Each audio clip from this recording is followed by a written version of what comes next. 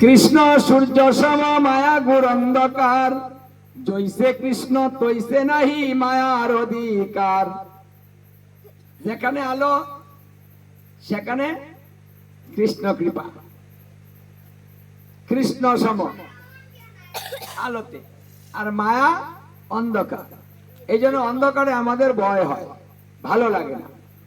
আচ্ছা, যে কথাটা বলা হচ্ছে যে মন আয়ত্তে রাখবো,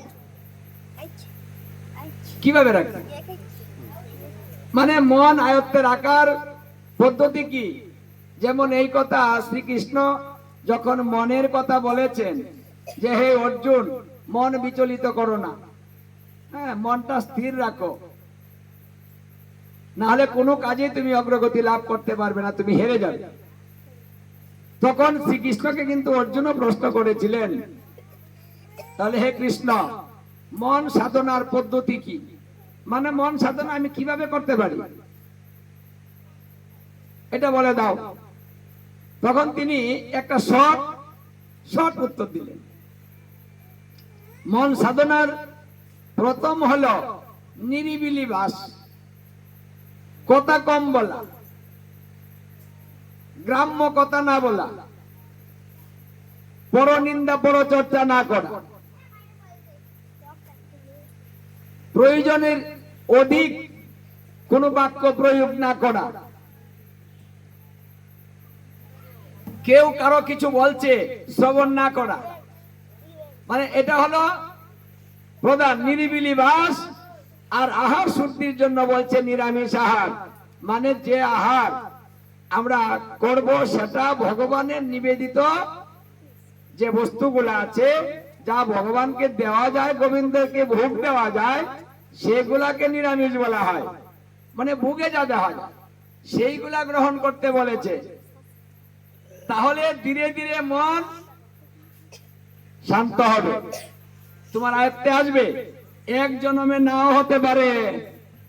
কেউ বলতে পারেন যে আমি তো করছি কিন্তু কই মন তো হচ্ছে না। কিন্তু এখানে বলা হয়েছে যে এমনও হতে পারে যে করিতে করিতে এক জন্মে নাও হতে পারে, আরো জন্ম লাগতে পারে। তবে এইভাবেই চেষ্টা করিতে হবে, অন্য কোনো ভাবে মন আয়ত্তে আসিবে না। তাহলে এই যে প্রধান যে কাজটা আহার শুদ্ধি, নিরামিষ আহার করতে হবে, মানে মুখটাকে শুদ্ধি করতে হবে, আর নিরিবিলি বাস করতে হবে। এখন এই দুইটা কিন্তু আমরা কঠিন। তাহলে মন কি করে শুদ্ধ হবে, মন কি করে আয়ত্তে আসবে?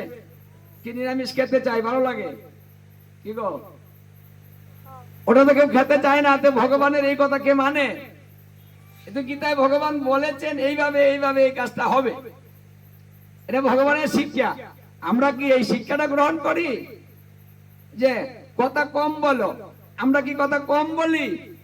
সারাদিন কত কথা বলি, নিজের কথা তো বলি, পার আর যত কথা আছে সব টেনে নিয়ে আসে সেইগুলাও বলি, আবার কোথায় কি হলো সেইগুলাও বলি, আবার শুনি।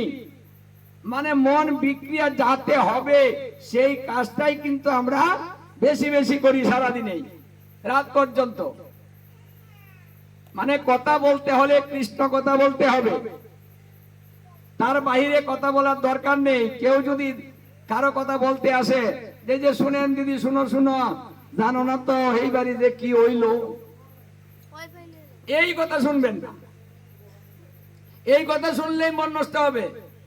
কি হলো, যা খুশি তাই হোক, তুই যা তো এখান থেকে, আমার এগুলো শোনার সময় নেই, শুনবেন না। তাহলে মন বিচলিত হবে না।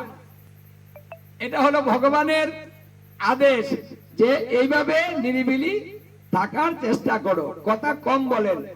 দেখুন কথা বেশি হলে কি হয়?